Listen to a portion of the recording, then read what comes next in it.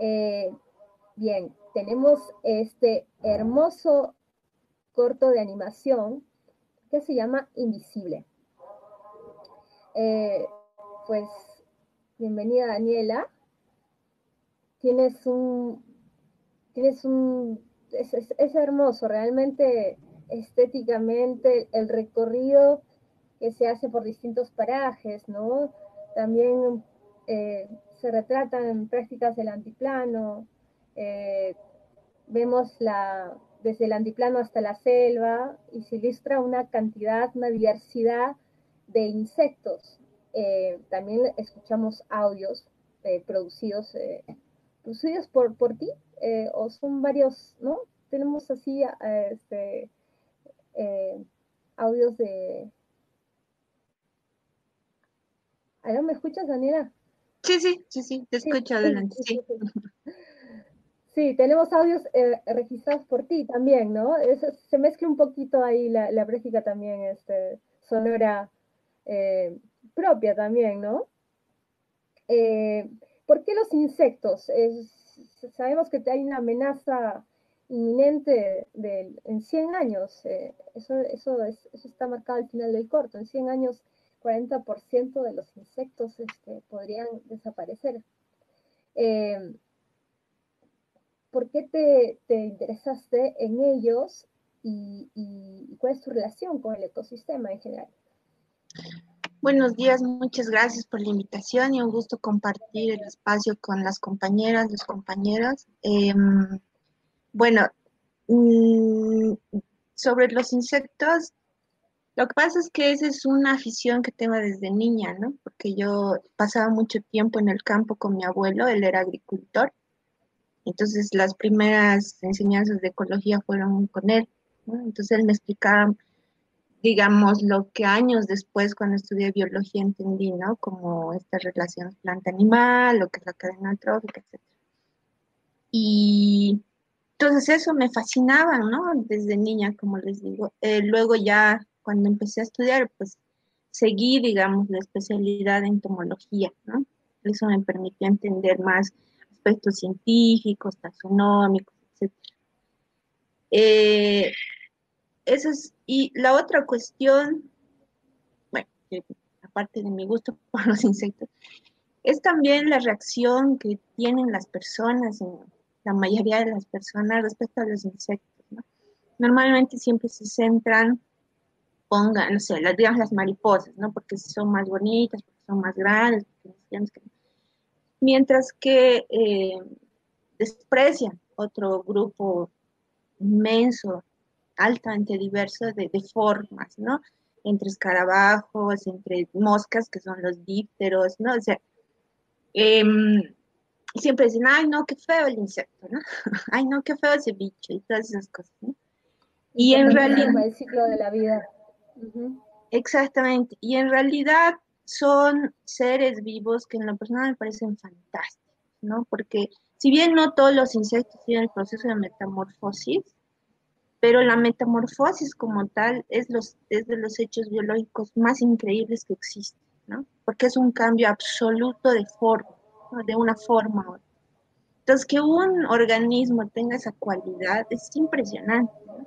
Entonces, esa ha sido una de, digamos, lo que me ha impulsado también a seguir trabajando con los insectos, porque ya hace ya años que he dejado de hacer investigación con insectos, ahora hago investigación más social, pero el gusto está ahí, ¿no? Y creo que sí es importante como, y no solo es informar, creo que también es sensibilizar a las personas respecto a la importancia trascendental de los insectos, ¿no? Porque son la base, digamos, dentro de lo que es la cadena alimenticia, ¿no? Y son, digamos, muchos otros organismos como mamíferos, aves, etcétera, dependen también de ellos, ¿no? Y ellos también contribuyen a la regeneración de bosques, ¿no? Como los escarabajos coprófagos, por ejemplo. Muchos son polinizadores, etcétera, o saprófagos, etcétera. Entonces, son relevantes, realmente son muy, muy relevantes y creo que es importante, ¿no? Este, eso, como les digo, no solo la información, sino también la sensibilización, ¿no? Y lo otro es, por eso también el corto se llama Invisible, ¿no? Porque la gente los Sí, pasa de largo, ¿no? Hay, hace poco fue el Día de la Abeja, ¿no? El día, yo no sí, sabía que había, ¿no? Qué tan importante, que a veces no nos damos cuenta como si desaparecieran las abejas, desaparecería la vida, ¿no? Y cada insecto tiene un rol, y lo has sabido plasmar de forma maravillosa, creo, la animación es preciosa, realmente es linda para a ver, además de informativa, ¿no? Con esta mujer que atraviesa todos estos parajes, ¿no? ¿no? Y también se encuentra con el ciclo de la vida y el ciclo de la vida, pues ahí la relación es directa, ¿no?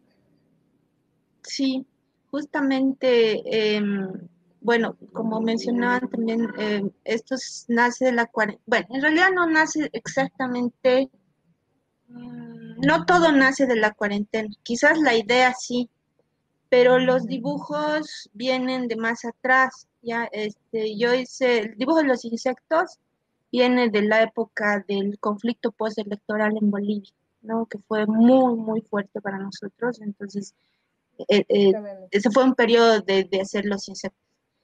Los paisajes vienen de más antes todavía, ¿no? De un trabajo que yo hice en Ecuador para un módulo de interculturalidad. Entonces la idea era transmitir conceptos a través de imágenes, ¿no? Entonces los paisajes vienen desde ahí. Entonces, en realidad el producto que se ve final es un trabajo de varios años, ¿no? Pero la idea sí surge en la cuarentena, ¿no? De hecho, el dibujo de la mujer, el del árbol, ¿no? El rostro, eso es de la cuarentena. Pero todo lo demás es de años anteriores, ¿no?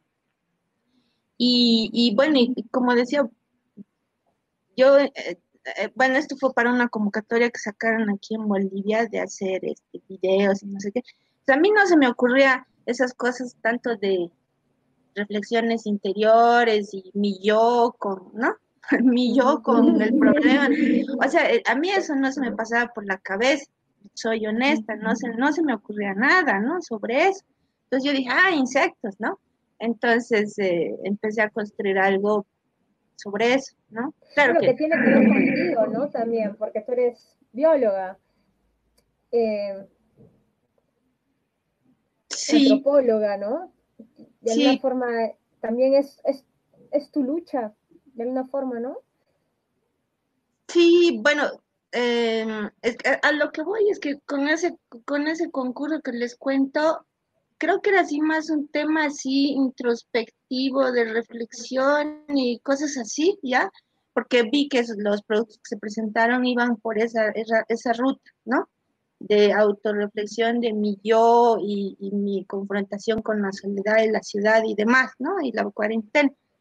Pero como te digo, en mi caso no, a mí eso no se me ocurría, ¿no? Además que yo estaba en el jardín con los bichos, las plantas, feliz de la vida, ¿no? Em, y bueno, entonces más fue lo otro con el material que tenía, ¿no? Porque ya había desarrollado otro material, dije, "Ay, vamos a ver cómo lo aprovecho". Y en realidad fue muy, muy experimental, ¿no? Porque yo no tenía idea de hacer una animación, un corto de animación, o sea, así, la más mínima idea. Se empecé a explorar con el Photoshop para dar movimiento a los insectos, etcétera, y a ¿Es la la mujer. primera vez que haces una animación? Sí, ¡Wow! Pues bravo, así. ¿eh? Felicitaciones, es tremendo, es muy buen trabajo. Y como te entras así probando, probando, ¿no? Porque yo manejo el Photoshop por el trabajo y otras cosas, ¿no? Claro. Pero dije, a ver, vamos a hacer esto, ¿no? Y de ahí ya ir montando en el programa de edición, de video, etcétera. Y lo del sonido, lo que tú decías, también fue, tengo aquí mi colección de instrumentos, ocarinas, ¿no? De México, de Perú, de Ecuador, así, todos mis instrumentos de cerámica. Y otras cosas que me traje también, ¿no? Que es unos sonidos ahí que tienen semillas y unos que hacen como lluvia y demás, ¿no? Entonces fui probando, porque yo no sé hacer, no sé tocar ningún instrumento, no sé hacer música realmente, ¿no? Entonces yo solo hice pruebas, así a ver cómo sale esto, ¿no?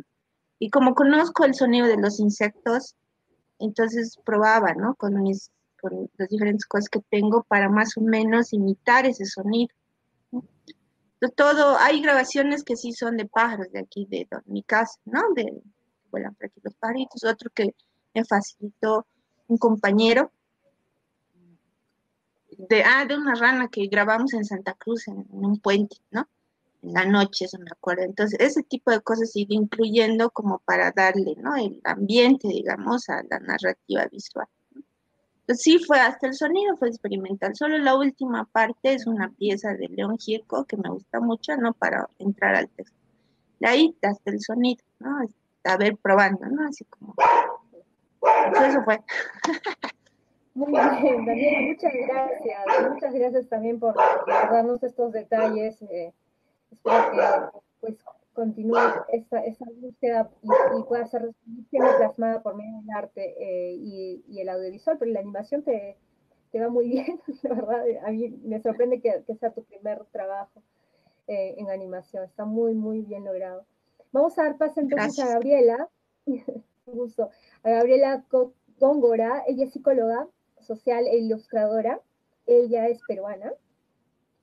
Es coordinadora del proyecto audiovisual Creadores, el arte de parir. Que claro, en el 2019 fuiste beneficiaria, ¿no? De los estímulos económicos del Ministerio de Cultura del Perú y también ha colaborado con el proyecto MAP interactivo de partería tradicional mexicana, que bueno, eso es una iniciativa del Fondo Nacional de las Artes, ¿verdad? En México. Ella está en el campo de la investigación colaborativa y aprendizajes en espacios pedagógicos también, y tiene un fuerte compromiso con la defensa del derecho del parto respetado y la prevención de las prácticas de violencia obstétrica. Bueno, son cuatro cortos, ¿verdad, Gabriela? Cuatro cortos animados por la lucha de la autonomía de los cuerpos. Cuéntanos un poquito cómo nació el proyecto y desde cuándo estás íntimamente ligada a los derechos, bueno, por la emancipación de nuestros cuerpos. Hola, ¿qué tal con todos, con todas, con todos? Bueno, muchas gracias por la invitación. Como comentabas, este año realizamos 4 cortometrajes animados, pero digamos que fue el último tramo de todo un trayecto. Nosotros teníamos mucho interés de poder contribuir a que, digamos, se visibilicen historias, especialmente las que menos se escuchan o se leen o con las que se resuena menos. Y yo me sentí conectada con el tema de la partería por esta experiencia previa que tuve con unas compañeras mexicanas y regresé a Perú con esa sensación, como cuando uno dice esto, quiero hacerlo, ¿no? Nada se puede replicar exactamente, no se puede copiar y pegar una experiencia, ¿no? Entonces tratamos de adaptar y ver qué se podía hacer acá en Perú. Y en ese sentido nació el proyecto Creadoras del Arte de Parir. Entonces hicimos círculos de mujeres en Ancash, en Lima y en Cusco, guiados por parteras y dulas. Y las mujeres que participaron contaron sus historias, compartieron sus testimonios oralmente entre ellas.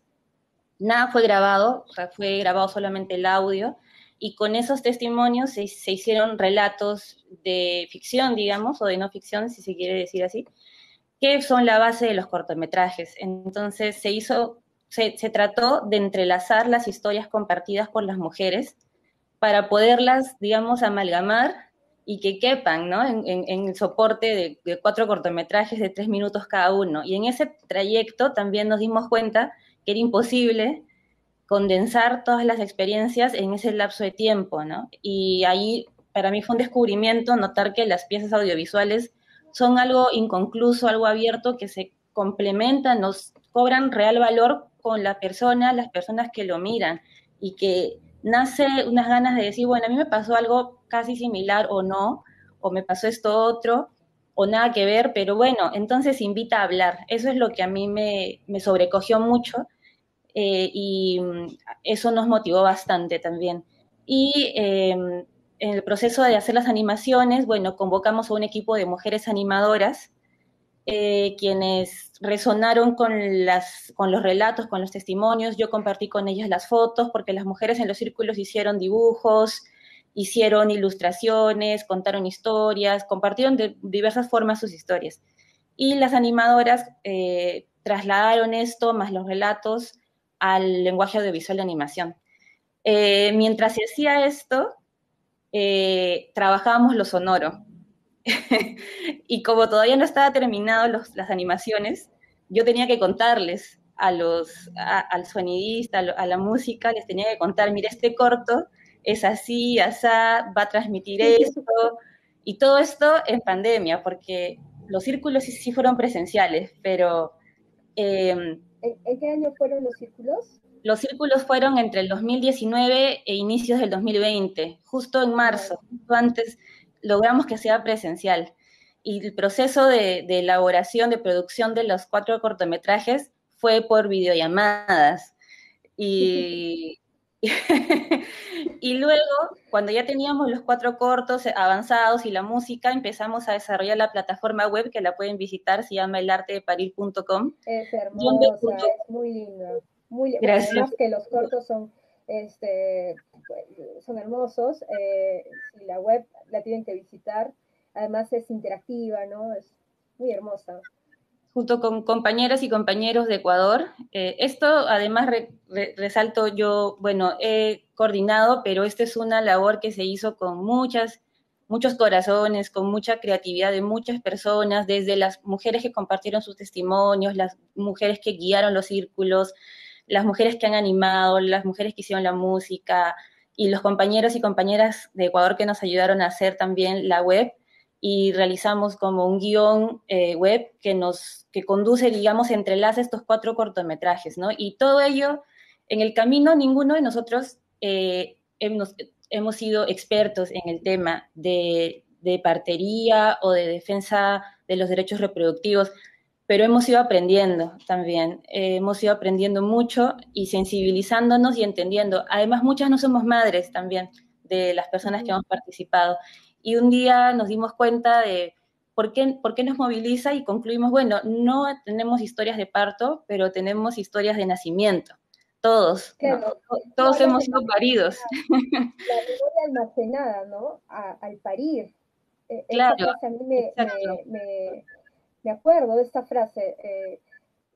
Entre los audios, ¿no? Hay por ahí buzos y sí, me parece sí, importante todos también somos... porque Todo, algo que compartimos los seres humanos, más allá de cómo fue nuestro parto, es que todos hemos sido paridos. Eso todavía no ha cambiado, por más tecnología que haya. Y en el trayecto de desarrollar el proyecto, también llegamos a una conclusión, que es el último corto que pueden encontrar al final, que es un poco la reflexión de todo el equipo. Nos dimos cuenta o reafirmamos que todas las medidas que tratan de cooptar los cuerpos femeninos tienen mucha relación con muchas prácticas que también tratan de destruir los territorios. O sea, las parteras, para hacer su trabajo, para ejercer su vocación y su trabajo de parteras, tienen todo un entorno. Usan la planta de un determinado monte, el agua de la laguna, sus prácticas, todo es un ecosistema, ¿no?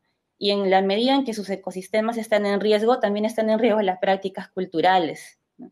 Y eso refuerza que las mujeres urbanas olvidemos también de dónde venimos, cómo han sido paridas nuestras abuelas, nuestras bisabuelas, y se hace todo como una dinámica de desarraigo, ¿no? De olvido de quiénes somos. Entonces, un poco ese es el objetivo de este proyecto, es como desde lo simbólico y lo material, reafirmar que debemos luchar para ser autónomas, para no dejar que un sistema arrebate y nos despoje de las memorias que habitan tanto nuestros cuerpos como nuestros territorios.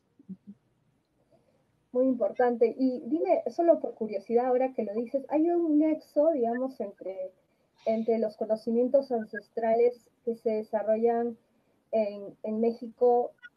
O sea, hiciste en las historias, se compartieron, digamos, conocimientos ancestrales de México y Perú, o están abocados a lo que sucedió en México? ¿Los cortometrajes, te refieres? La información de conocimiento ancestral en la defensa de la partería, digamos, todo lo que se hace, ahora me hablas de que se hace con una cierta, ciertos elementos que no se utilizan en otros, Ajá, hubo un vínculo, digamos, entre los conocimientos ancestrales de México con aquellos que se utilizan en sí, Perú. sí. De todas formas, el conocimiento, los saberes son situados, pueden cambiar de un pueblo a otro, siendo 2 kilómetros de distancia y se llaman distintos y se practican, ¿no? Pero sí hay nexos, porque asimismo el sistema que trata de borrar todo esto tiene también estrategias parecidas en los territorios, especialmente esta parte del mapa, ¿no? Entonces, eh, por ejemplo, hay prácticas como el fajado, que se realizan de distintas formas o se llaman de distintas formas, pero se practican en muchos pueblos, en muchos lugares de nuestro continente, de esta parte.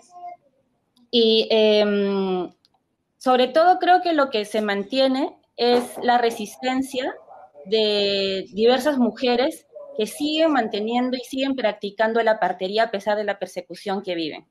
De repente cambian las estrategias de resistencia y resistencia, pero siento que existen. Acá en Perú hay muchas mujeres que continúan queriendo aprender, que van o buscan información para sus partos o para acompañar a otras mujeres. Ajá. Pero en mi personal experiencia como creadora, digamos, o como acompañante de estos procesos de creación, yo sí me nutrí tanto de la experiencia en México como lo que vi acá en Perú y traté de encontrar coincidencias, ¿no? Uh-huh. Muy importante, muchas gracias. Bueno, es muy importante, ¿no? La lucha por la autonomía de nuestros cuerpos. Gracias. Vamos a pasar a Alex Cruz. Él es también peruano. Él, bueno, se graduó en la Universidad San Antonio Abad de Cusco. Siguió estudios de especialización en dirección de cine con la Escuela de Cinema Darcy Ribeiro en Brasil, ¿verdad, Alex? Sí. ¿No? Sí. Y bueno, realizaste varios cortometrajes, entre ellos Transitorio y La casualidad del encuentro, de hace poco, hace unos 5 años, 2016. Ahora, bueno, ha sido elegido justamente con La casualidad del encuentro. En lo que estaba leyendo, tú dices que es un ensayo visual, ¿no? Sí. Cuéntanos un poquito de la construcción desde el inconsciente. Bueno, miren, hoy día estamos tocando bastante el inconsciente. Y también cómo compusiste esta pieza casi, ¿no? Que le da surrealista, onírica, que tiene toques, ¿no? Tiene matices. Y también con cámara subjetiva.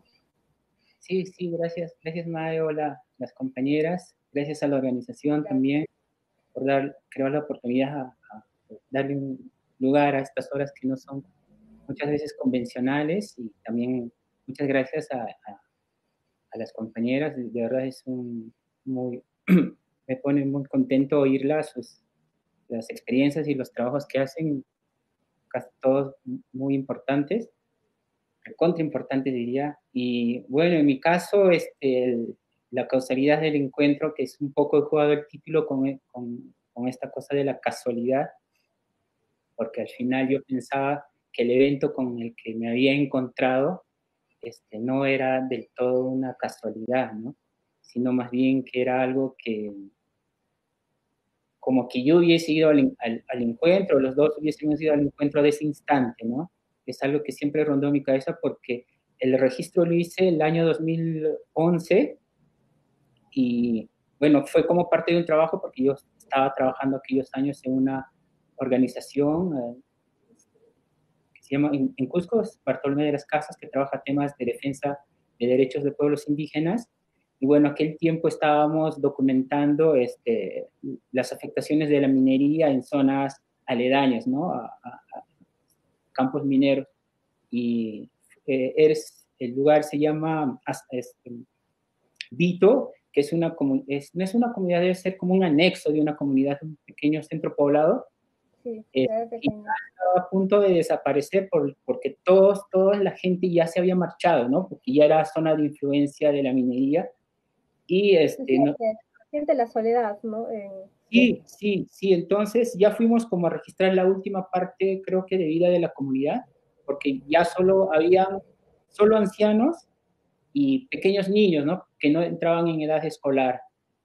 porque ya todos los adultos jóvenes ya se habían marchado, ya no, digamos, no había mucho que hacer en términos de desarrollo económico, por así decirlo, en la comunidad propiamente, ¿no? Porque ya la minería ya provocaba que haya nuevos puestos de trabajo para que dejen todas sus actividades agrícolas, etc. Entonces, Vito es este pequeño poblado, no sé cómo decir, porque en realidad es un anexo, una cosa así, no sé si se entiende que es un anexo, es como de una comunidad chiquita, es algo más pequeño todavía, ¿no? Es como un caserío pequeñito.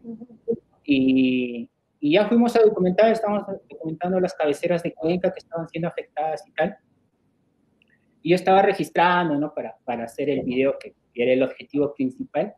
Y si te das, si han logrado percibir o si han tenido la oportunidad de ver, yo estaba haciendo una toma solamente cualquiera para registrar el pueblo, documentarlo, y ahí dejé la cámara y de un momento surgió esta marcha fúnebre, ¿no? Sí se ve que la cámara se mueve, ¿no? Y ahí, ¡boom!, tenías un entierro.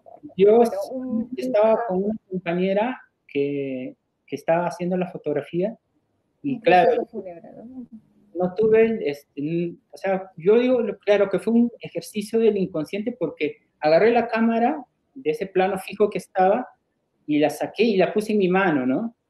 Entonces, luego ya me di cuenta, obviamente, que ese era un ejercicio inconsciente porque no estaba previsualizado o lo había planificado, ¿no? En ningún momento lo había hecho como suele acostumbrarse. Entonces, volví y puse la cámara y ya supongo que ese momento habrían fluido, digamos, o sea, salido, por eso digo que es el inconsciente, porque me imagino la forma de encuadrar, el seguimiento y etcétera, etcétera, de componer, surgieron en el mismo momento, no ha sido algo... Es lo más interesante, a mí me parece justamente que él, ¿no?, tiene el corazón de este encuentro casual, ¿no? La cámara que no sabe dónde ir porque quiere encuadrar un momento que llega de pronto, pero está hecho para, ¿no? Sí, de hecho, por eso es que incluso es un elemento, podría atreverme a decir que podría ser un elemento que podría haber sido buscado, ¿no? Para alguien que, imagínense, ¿no? Para alguien que lo hubiera planeado así, ¿no? Podría ser un elemento cinematográfico tal cual. Exacto. Y de ahí, claro, se puede desprender infinidad de lecturas de por qué este tipo de encuadre o por qué en cierto momento que sí hay algunas personas que los hemos dado. De hecho es un evento que te toca, ¿no? Porque es algo tan personal y ver el dolor de las personas por momentos te puede afectar. Y claro, yo tenía el material como archivo y recién en el 2016 pude, digamos, por así decirlo, editarlo, porque le mostré a un profesor, justo había ido aquella vez también a hacer un curso a Brasil, y justo a la escuela donde había estudiado, y le mostré, porque tenía las imágenes a un profesor de documental, y le decía, oye, tengo reservas para mostrar esto, no mostrarlo obviamente, por eso agradezco, por ejemplo, a Sintría y a Tuntuyashan, porque son espacios donde puedes compartir este tipo de trabajo digamos, sin que sea lastimado, por así decirlo, ¿no? O sea, creo que sí puede existir ese diálogo. Es algo que no podría poner, por ejemplo, libremente en el Internet, ¿no? Porque tiene, de hecho, muchas lecturas, ¿no? Y es hasta muy susceptible o puede afectar a alguna persona, que sí he tenido, pero una cosa que me ayudó mucho fue que me dijo mi profesor cuando le mostré, no te preocupes porque posiblemente este pueblito haya desaparecido porque ya aquellos años ya no había casi gente, solo estaban los ancianitos, y me dijo, siempre se va a hacer presente, o sea, cuando lo veas o cuando alguien lo vea, se va a hacer presente, ese es el cine, ¿no? Y eso se me quedó en la cabeza y ahí decidí hacer un poco de edición y para... Claro, es un homenaje, digo, como un homenaje documental, ¿no? También a que has hecho. Sí, también probablemente si volviera ya, aquel año, probablemente si volviera a pasar, sí recordarían, o alguien que ha vivido en este lugar lo recordaría, ¿no? Y esa fue básicamente la experiencia. De ahí lo hice un poco que ayudó mucho la música, que no es exactamente si es una composición, algo musical que tiene también esta dimensión experimental sonora que hizo Alan Poma, que hace mucho trabajo de experimentación musical, sonora también, y ayudó un montón para también sacar un poco de esa cosa real misma, ¿no? Sí. De llevar un poco más a lo subjetivo y esta cosa, sí. Sí, sí. Muy, muy interesante. Muchísimas gracias, Alex. Gracias. Ahora, al final seguramente habrá de repente preguntas. Tengo que correr un poco porque tenemos todavía otras artistas. Y Itzel también, mira, fíjate que también es una obra, también es fotoperiodismo, ¿no? Lo podríamos enmarcar también en lo documental. Bueno, vamos a hablar justamente con Itzel Sarmiento, a ver qué nos dice. Ella es mexicana, estudiante de cine en Universidad de Comunicación, ella también es actriz. Ella, bueno, es directora del documental Interconectado, que tuvo su estreno en el Festival Internacional de Cine Documental de la Ciudad de México, ganadora del premio de jurado en el 2009, en octubre, seleccionada en la selección oficial en el Festival de Cine Libre, Dulcísimo Ovario. Entonces ya nos estamos remitiendo también ya a un interés también por las luchas feministas, ¿no? La muestra de mujeres en el cine y la TV también en el 2020 y también en el Festival de Medios Alternativos en el 2020 también. Bueno, tenemos Capturando el Tiempo de Itzel.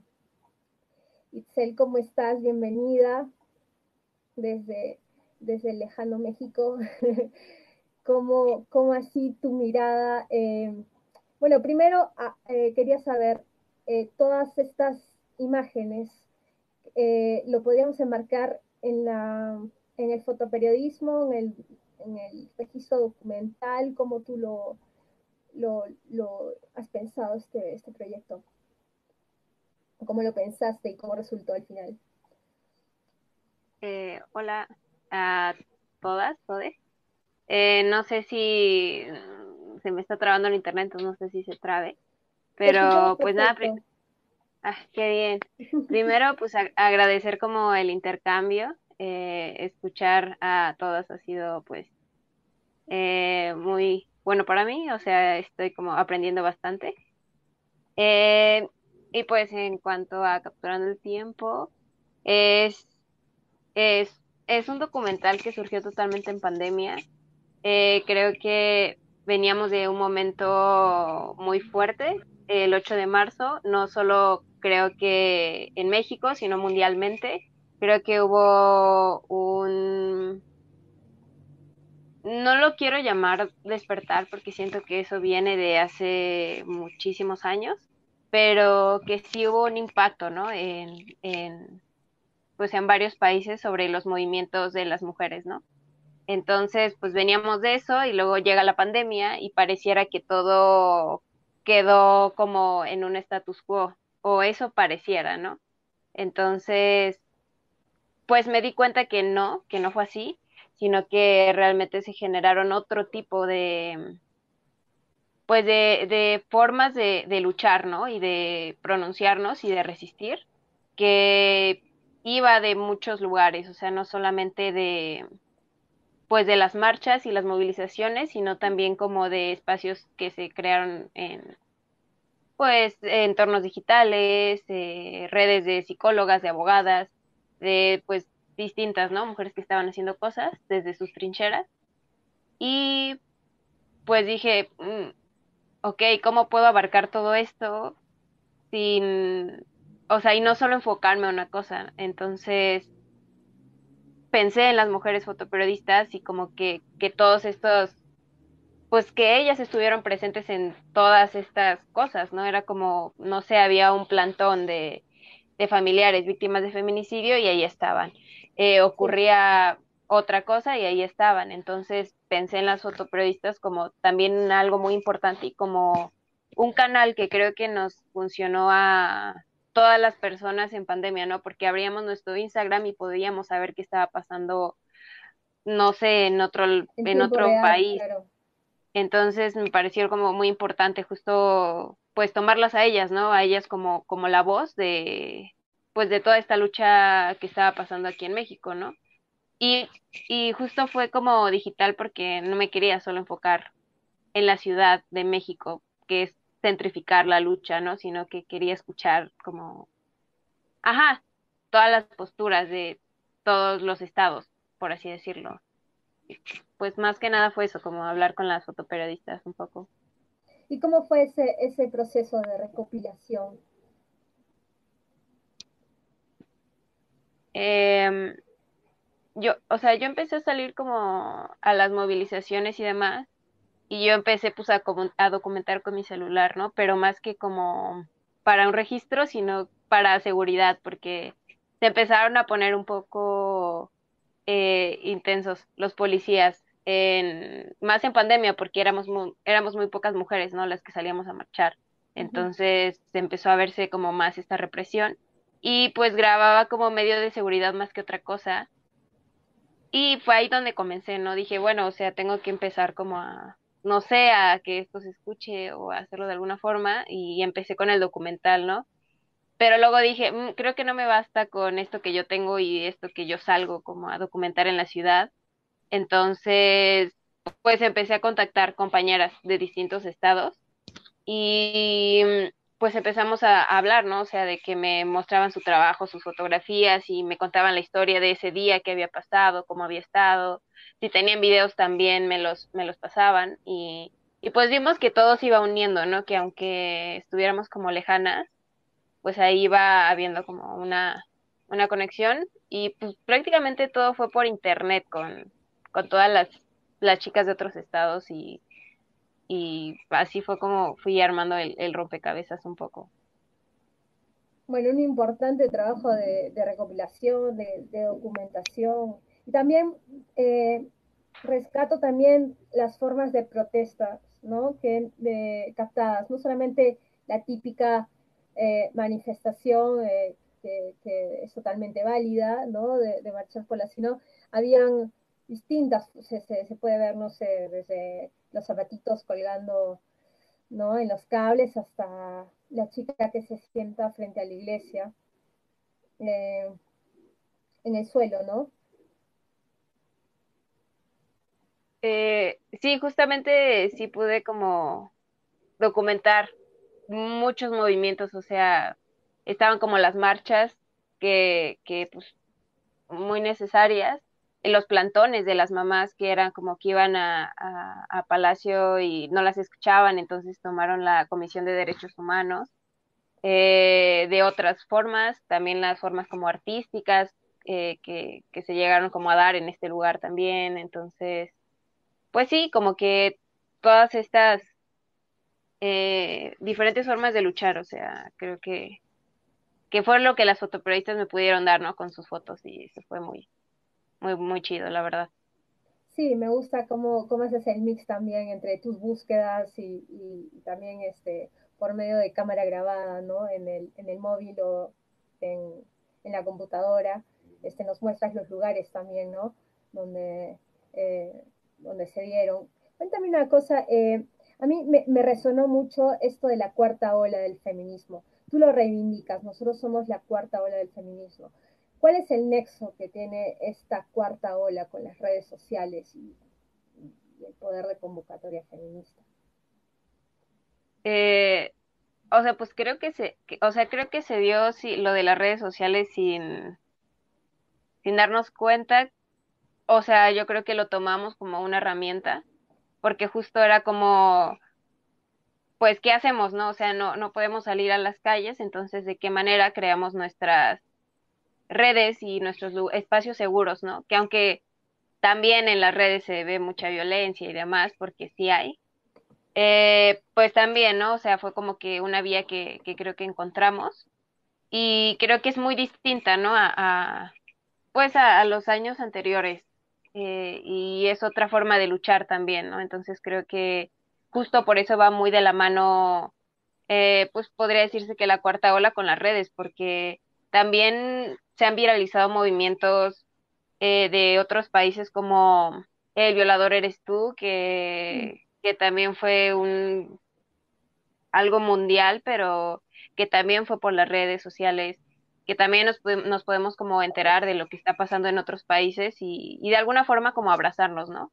Entonces, Sí, siento que esa es como la conexión, ¿no? Que hay de las redes sociales un poco con la cuarta ola. perfecto, muy interesante. Y justamente hablando de redes sociales, vamos a dar pase, muchas gracias, Sí. muchísimas gracias, Itzel. Vamos a dar pase a Claudia Vanessa, ella es limeña, artista visual, licenciada en artes escénicas. Eh, tiene, hace mucha reflexión sobre la posmodernidad, la poscolonialidad, los lenguajes performáticos también, la programación de códigos, nuevos medios y el arte autobiográfico. Bueno, ha estado en muchos festivales, en el Bafisi en Argentina, con Diario Saborear, en Corriente, en Perú, Festival Corrientes, ¿no? En el 2020, con esta obra que se llama Yo también, Bebé, yo también he sido bulímica. Y bueno, ha estado en otros festivales, en el Festival Latinoamericano de Performance y Transcinema. Bueno, y muchos más, ¿eh? Acá tengo México, Nueva York, he estado en Santiago, en Berlín, eh, ha sido invitada internacional en residencias artísticas, en la Berliner, de Theater, no sé cómo se pronuncia, de Berlín, en la nave de Santiago, y también estuviste hasta en Múnich.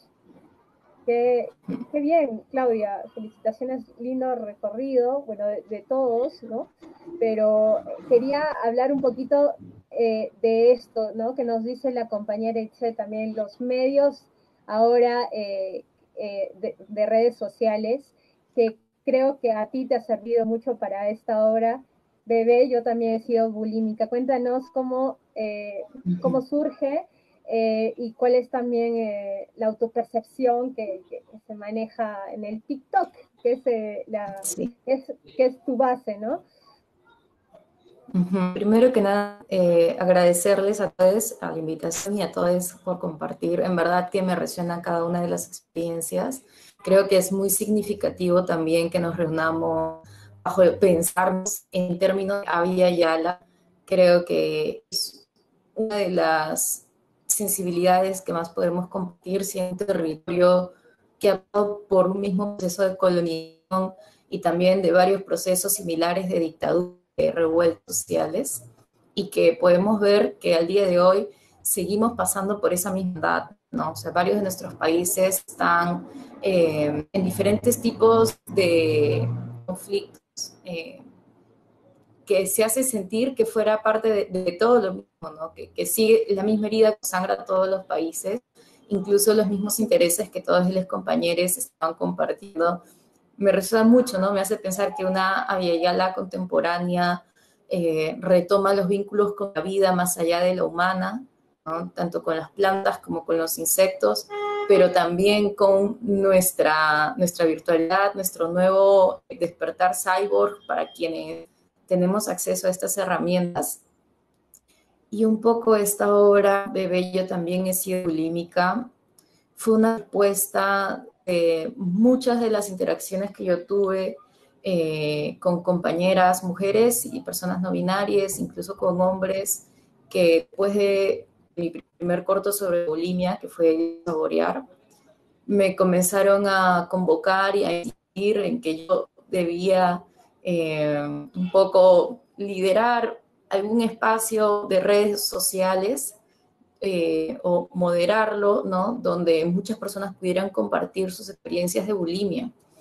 Y después de corto yo comencé a recibir muchos mensajes de personas que necesitaban conversar respecto de eso, y fue muy difícil porque yo apenas podía con mi propia experiencia, apenas estaba terminando de exorcizarla. Me fue un gran desafío hacerle pare a una actitud de más de 10 años. Yo he sido bulímica desde un poco antes de los 11 años. Actualmente tengo 24, no vomito desde hace casi 2 años y medio. Pero la bulimia es más que el hecho de vomitar, el vomitar es un síntoma, nada más, ¿no? Yo creo que lo colonial atraviesa la bulimia en muchos sentidos, y lo he comprobado de mi historia familiar. Creo que tener cuerpas disidentes, tener cuerpas cholas, ¿no? Nuestras cuerpas indígenas, nuestras cuerpas mestizas, tienen a través de las redes sociales y de los nuevos medios un estándar de belleza que no se les es propio, ¿no? A veces, y que en el camino a intentar legitimizar nuestras bellezas, pasamos por todo tipo de procesos, ¿no? Desde cremas blanqueadoras, lentes de contacto, tintes de pelo, hasta las infinitas dietas y otro tipo de operaciones quirúrgicas o no quirúrgicas que someten a nuestras cuerpos a intentar parecerse a lo que otras cuerpos son genéticamente hablando, ¿no? Me interesa mucho politizarlo, me interesa mucho decirlo. Hubo un tiempo en el que yo no podía hablar de esto. Yo y muchas otras personas que compartimos la experiencia de pasar por trastornos alimenticios, lo llamamos como el más grande secreto, ¿no? Yo nunca pensé que iba a terminar hablando abiertamente de esto, poder decir las cosas sin llorar, ¿no? Sin que esto sea un sufrimiento. Y también creo que eso es parte de un activismo de Aviala que yo intento llevarlo como una lucha personal, que es el no sufrimiento, ¿no? En mi familia andina siempre se me enseñó a no sufrir las penas, sino a celebrarlas, incluso la muerte. Y creo que eso es uno de los aprendizajes que más estoy necesitando en este momento, viendo nuestras situaciones políticas y viendo la situación en la que nos encontramos, en poder siquiera enterrar a nuestras personas amadas en este contexto pandémico. Cómo las redes sociales repercuten no solo en una sociedad, sino quizás mucho más específicamente en una generación que, como dije, es haber crecido con una cantidad brutal, obscena, de referentes visuales que te alienan, ¿no? Que te alienan de tu propio rostro, que te alienan de tu propia cuerpo, es traumático, yo creo, y pasar su ese trauma muchas veces pasa por autorrepresentar, yo creo, que es algo que otras de las compañeras estaban hablando hoy y que para mí es indiscutiblemente una de las fortalezas de lo que nos ofrece un poco la democratización del Internet o de los celulares, que te da ese acceso a autorrepresentarte, ¿no? Desde el selfie hasta, ¿no? Como decía el compañero Giuseppe, creo, la handicam, ¿no? Ya puedes voltear la pantalla y mirarte y hacer algo que nadie antes ha hecho por ti, que es representarte, ¿no? Yo entendí en eso porque yo soy de formación, lo sé, porque muy tempranamente entendí que el arte de la actuación y de la representación dentro de las lógicas de ficción, ya sean las marketing, publicidad, perdón.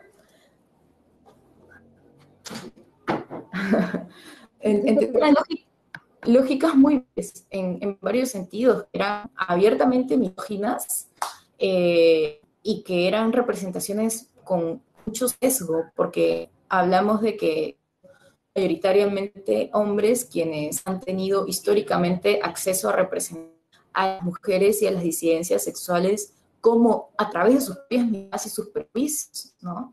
Entonces, para mí hablar de autorrepresentación es una rebeldía fantástica, porque entiendes que nada como para conocer lo que tú estás haciendo. Yo comencé a buscar representaciones de anorexia y me encontré con un montón de prejuicios o de emociones con las que yo no me identificaba como sufrimiento, que es lo que te estaba diciendo hace un rato. Yo no siento que todo el tiempo ha sido un compadecimiento como yo lo veía representado en, un poco para dar ejemplos, en series o en películas norteamericanas, ¿no?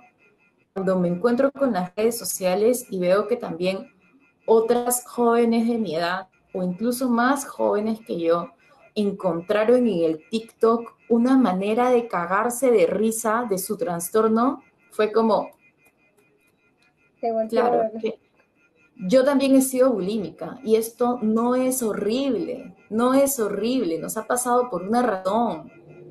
No es horrible, es algo que tiene sentido en un contexto histórico, un contexto de representación y de falta de representación. Entonces, ¿cómo nosotres, agarramos un teléfono y comenzamos consciente o inconscientemente a decir, bebé, yo también he sido bulímica, mira cómo me puedo reír de eso, porque ya entiendo la lógica que había detrás, ¿no? Entiendo eso. Muy interesante, pero esta representación también es hay también dentro de lo que tú dices, ¿no? No es horrible, pero también hay una representación de autopercepción también, que se hace, digamos, por el TikTok, también por el medio en el que está siendo cuestionado. Sí, yo creo que el TikTok es muy importante, ¿no? Que las personas tienen juicio también contra la plataforma misma. Personalmente, he dicho ya varias veces que en esta pandemia los memes, el TikTok me han salvado. Me han salvado porque, me ha salvado la vida. Igual que muchos otros, en nuestra generación comenzamos a hablar entre broma y broma del suicidio, ¿no? Y hay quienes han juzgado muy fuertemente esta apertura a hablar sobre la muerte o la pulsión de muerte o de la opción de hacerse la autotratación, la automorición. Y a mí me encanta, ¿verdad? Porque creo que es sincero, o sea, creo que es sincera la depresión, creo que es sincera la decepción por la vida y que reírnos es una manera mínima en la que se nos puede permitir apropiársenos de esa emoción sin que nos digan que es una cosa horrible. O sea, yo creo que la depresión es algo con lo que estoy aprendiendo a vivir. No sé si tiene sentido. Y yo he encontrado que TikTok tiene muchas personas que me representan, que se están autorrepresentando y que sinceramente hacen esfuerzos muy valientes de imaginar otras lógicas de consumo de nuevos medios o de consumo audiovisual, ¿no? Porque ustedes pueden darse cuenta de que los canales de televisión o los directores de cine buscan influencers para sus espacios visuales, porque a veces es que había un filtro quizás un poco masculinizante, un poco eurocéntrico de quiénes entran a la televisión, quiénes entran en el cine. Ahora las personas no piden permiso, van y se autorrepresentan, encuentran el nicho del medio, ¿no?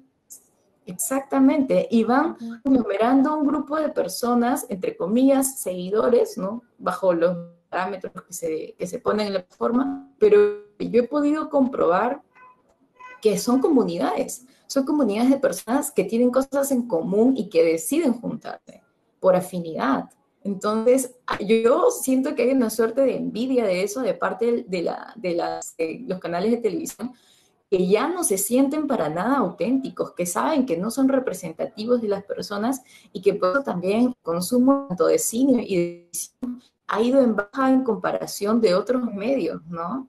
Como las redes sociales, incluso los videojuegos, ¿no? Los videojuegos también son otro de los espacios en los que comienza a migrar un grupo de personas decepcionada de la falta de representación de los audiovisuales legítimos, ¿no? Y por eso estoy muy de escuchar todos los testimonios de los compañeros aquí autorrepresentándonos.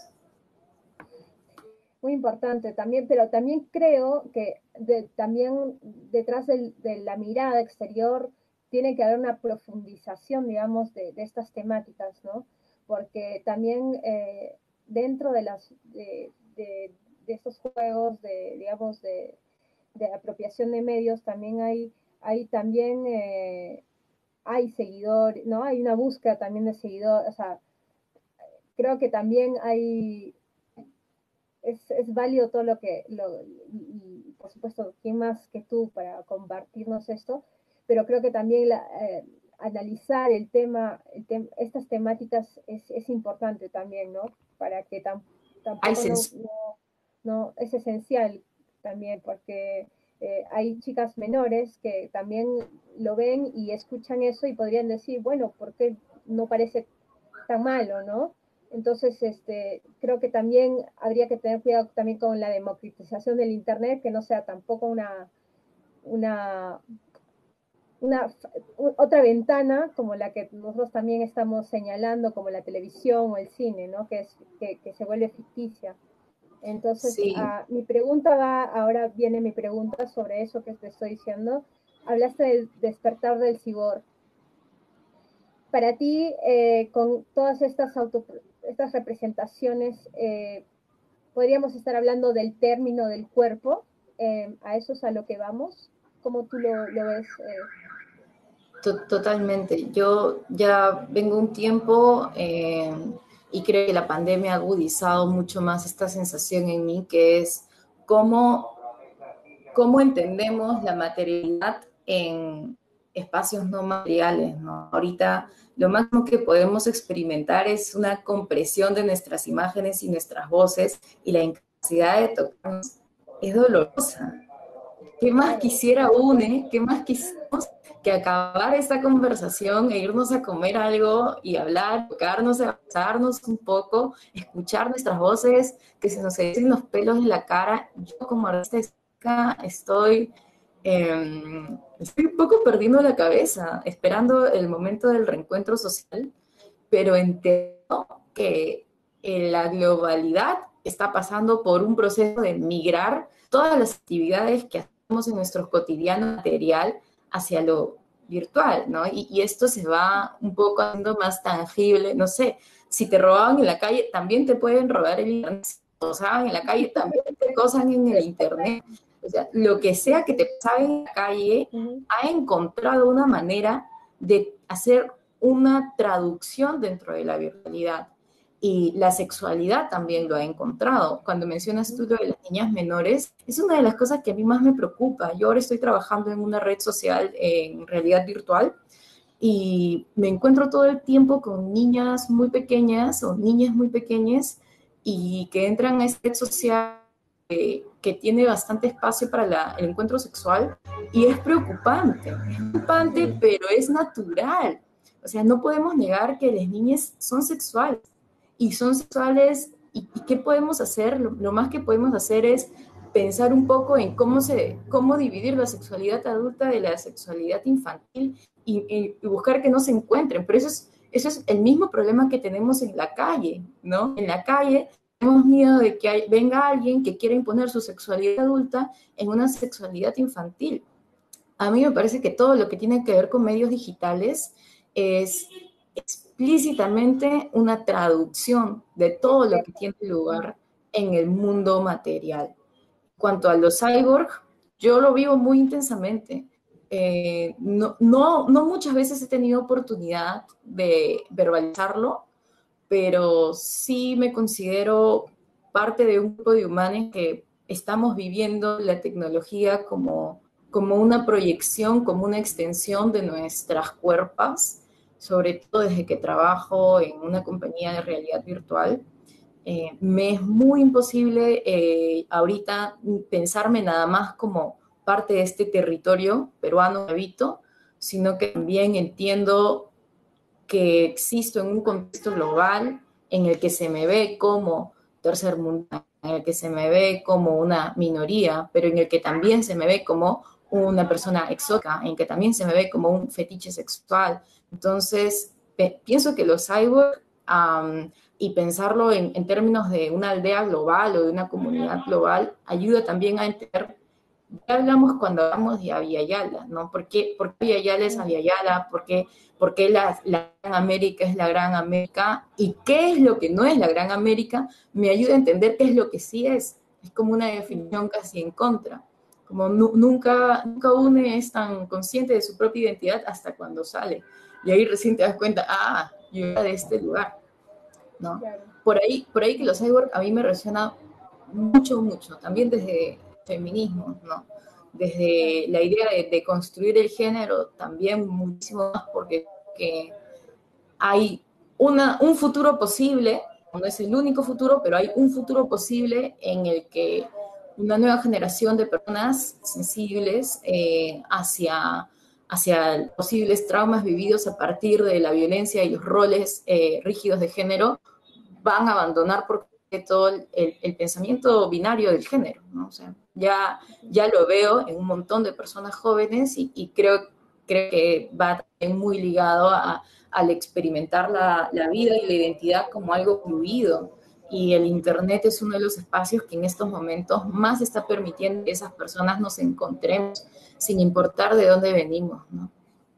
Sí, muy, muy interesante tus reflexiones, Claudia, de verdad.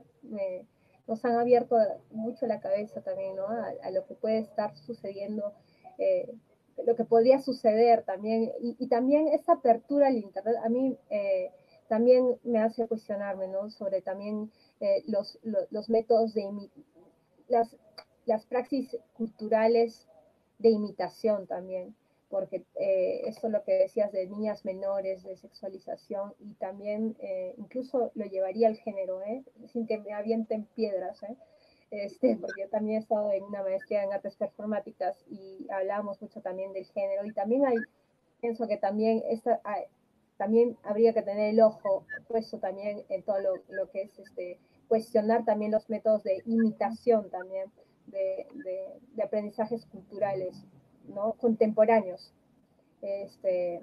Madre, Claudia, disculpa. muy interesante lo que dices. Dime.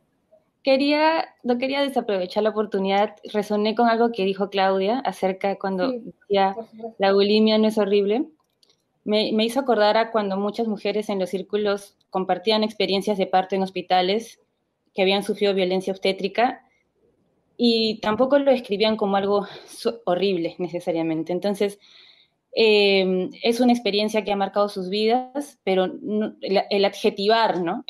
Las experiencias de nuestras vidas creo que es algo con lo que siempre es bueno batallar.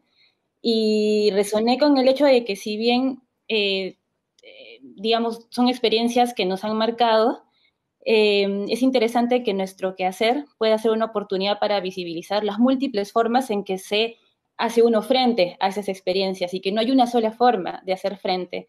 Hay muchas formas de parir, hay muchas formas de maternar, de hacer familia, de ser esto o aquello, y en esa riqueza de mostrar las múltiples maneras, creo que está lo interesante, ¿no? La despatriarcalización va de eso también, de deconstruir que hay un solo modo de vivir, ¿no? Eso, gracias. O de procesar el dolor, ¿no? A veces en ese momento, hay momentos en los que sí se puede sentir horrible, horrible. El haber pasado por diferentes abusos se puede sentir horrible en ese momento. Y yo creo que parte del proceso de sanación es decir, pero me quiero sentir horrible con respecto de esto para siempre, ¿no? O, por ejemplo, personas que hemos pasado por procesos de violencia sexual y decimos, ok, la persona que me agredió sí es un agresor y sí merece ser catalogado como tal, pero yo no quiero para siempre ser una víctima, ¿no? O sea, yo sí pasé por este proceso, pero yo no quiero que esto sea lo que define mi identidad hacia el futuro. O sea, si ahora yo permito que la única experiencia que me validen sea el dolor, ¿cuándo voy a poder sentir placer? Y ese es el problema muchas veces de los sistemas de justicia, ¿no? Tanto, por ejemplo, muchas compañeras que entablaron un juicio hacia Guillermo Castellón, un peruano abusador que se hizo pasar por director escénico, les dijeron que ellas no estaban traumadas, ¿no? Les dijeron, ustedes no están traumadas, no, ustedes no pasaron por violencia sexual, si ustedes no están traumadas, si ustedes tienen vidas normales, ¿no? Es casi como decir, pero no gritaste. Porque claro, no gritaste. Pero te gustó, ¿no? Sí. Entonces, pienso que el decir que nuestras experiencias no queremos dejar que nos traumen, que nos definan como víctimas, debe ser algo que nosotros, para nosotros, porque ellos dejen de ser victimarios, no porque las personas que cometieron violencia obstétrica o violencia sexual no sean personas que merecen a enfrentar su responsabilidad, sino porque también deben garantizarnos el derecho mínimo a intentar rehacer nuestras vidas, ¿no? Al menos esa es la sensación que yo creo que es muy importante, que yo he entendido del feminismo, ¿no? Que es no permitirme ser una víctima, entender quiénes me hicieron daño y reclamar mi derecho a seguir viviendo. Muy importante. Muchas gracias, Claudia, ¿verdad? Muy interesante. Se me ha ido, disculpen que tenga esta charla daría para muchísimo más. Tengo que terminar con Dante. Muchas gracias. También a la compañera que participó, Dante, Joel, Chandubi, Zapata, perdón, las disculpas del caso. Vamos a hablar de correspondencias a Valeria. Dante es realizador audiovisual peruano, director del proyecto El Perro Viringo Cine. Estuvo en varios festivales nacionales e internacionales. En su filmografía están los cortometrajes Primicia, en el 2016, Matilde, Correspondencias a Valeria, que es del 2020, que justamente vamos a hablar sobre esto, y Encuentro en el Café, que hace poquito, en el 2021, ha salido ha sido guionista de Suspiros, un corto ganador a Mejor Cortometraje en el Festival de Cine Universitario de Render 2019. Ahorita Dante está escribiendo su primer largometraje, ¿no, Dante? Tengo entendido. Bienvenido, y vamos a hablar de Correspondencias a Valeria. Dante. ¿Está por ahí, Dante? No, lo tengo acá en la pantalla, pero no aparece. Dante, ¿me escuchas? Yo me disculpo porque se me ha ido totalmente la hora. Creo que no nos escucha. Bueno, tengo preguntas de repente. Bueno, voy a leer un poquito lo de Dante, porque creo que se ha retirado. En medio del confinamiento, Dante le escribe a Valeria. Eso es para que todos puedan visualizar también todos los proyectos que están en el sitio web. Extraña su compañía, la vieja normalidad y la ciudad que los vio crecer. Y se inspira en las correspondencias de Jonas Mekas y el diario químico de Manuel Eizaguirre. Y decide filmar en este marco del curso universitario una carta visual a su novia en medio del confinamiento. Bueno, ya que Dante no se encuentra aquí, quería saber si hay preguntas que tengo en el chat. Él escribió que sí está por ahí. Sí está, pero no lo escuchamos acabo nosotros. de leerlo acá. Sí, dice, sí los escucho, qué raro que no me escuchen. A ver, si de repente puedes entrar y salir, dice Claudia. Muy buena propuesta, a ver, de repente. ¿Ahí se me escucha? Buenos Ahí, días. Escuchamos. Dante, qué bueno. Hola, ¿qué tal? Disculpen que no pueda prender la cámara, el internet está un poco recontra mal. La verdad es que he estado escuchando varios testimonios de todos ustedes y la verdad es que me parece muy, muy chévere este tipo de encuentros, ¿no? De bastantes lados del mundo que puedan concentrarse aquí, ¿no? Para poder escucharlos.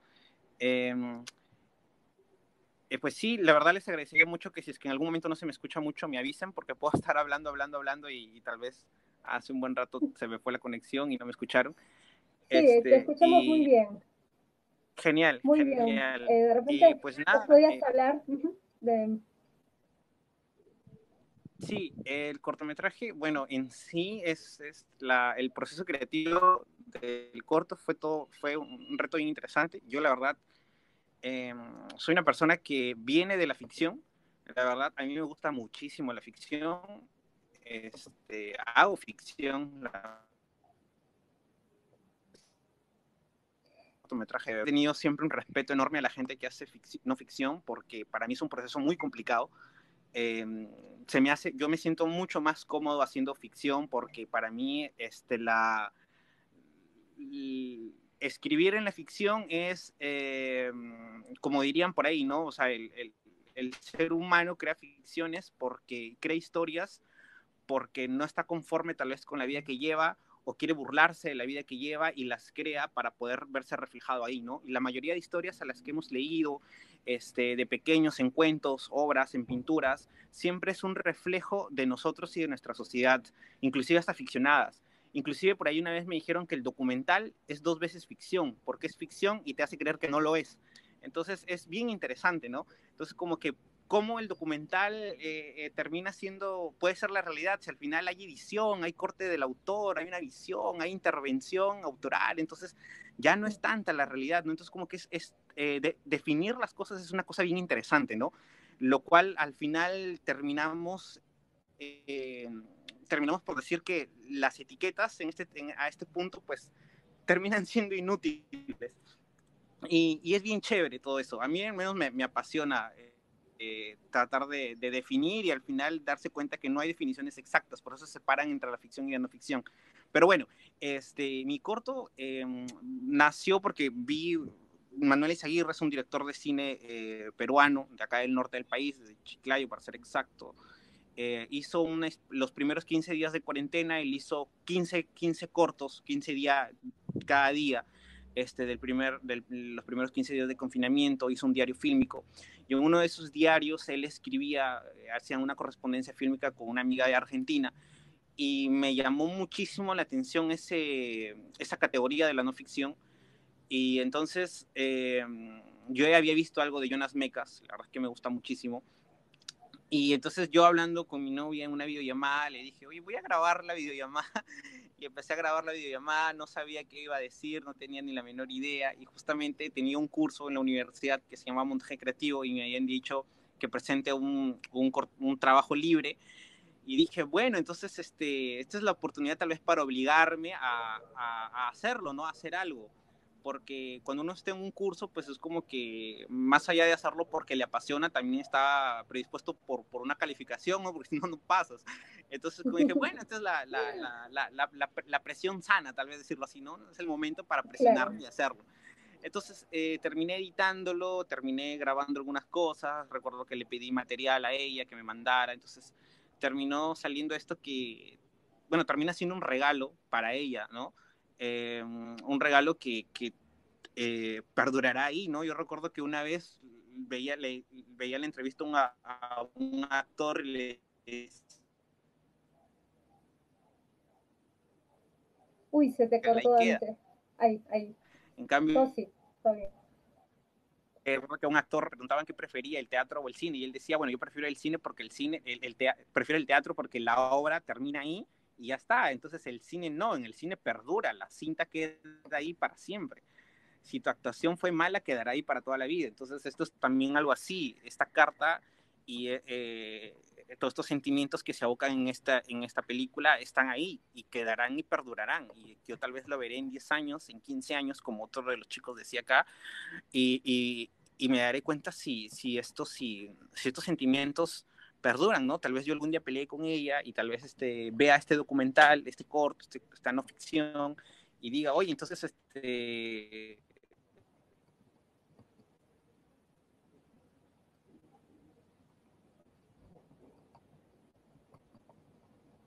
cine es un registro, es la primera vez que yo hago un registro personal y me llama, me parece muy, muy, muy raro porque yo soy de las personas que no acostumbro ni siquiera a tomarme fotos, ¿no? O sea, no sé, no me llama para nada la atención. Y tener el registro tanto mío, el de ella, son como las fotografías familiares, ¿no? Ese álbum viejo que uno ve y tiene ahí las fotografías en papel, o los que recortan periódicos, ¿no? Es como que es algo parecido. Y es por eso que para mí es un proceso difícil, la no ficción. Yo respeto mucho a la gente que hace no ficción, me parece inclusive no ficción desde su propia intimidad, ¿no? Que pueda contar un problema suyo, no sé, un problema mental, un problema de su cuerpo, un problema familiar, miles de problemas, y que lo puedan retratar un problema social. Entonces para mí eso me parece fascinante. ¿Por qué? Porque a mí me fascinan las cosas que yo no puedo hacer, y creo que es algo que a todo el mundo le pasa, ¿no? Yo no puedo ir a la luna, por eso me fascina el trabajo que hacen la gente de la NASA. Yo no puedo, no sé, mil cosas, y es algo por lo que esta carrera, el cine de...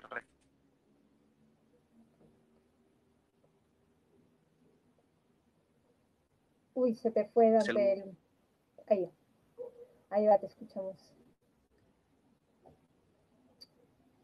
Yo no te escucho ahora, Dante, por si acaso te lo digo. Hola, aquí estoy. No sé si ahora sí me escuchan. Sí. Hola, el hola, sí. Entonces, ahí va. La correspondencia termina siendo esto, termina siendo una especie de carta, una especie de memoria, una especie de confesión de alguien alguien que extraña a alguien, que extraña una ciudad, ¿no? A mí me encanta mucho Piura, la odio y la amo a la misma vez. Es una cosa, sentimientos encontrados con las calles que hay en Piura, como creo que cualquier ciudad o cualquier persona, ¿no? De cualquier lado del mundo.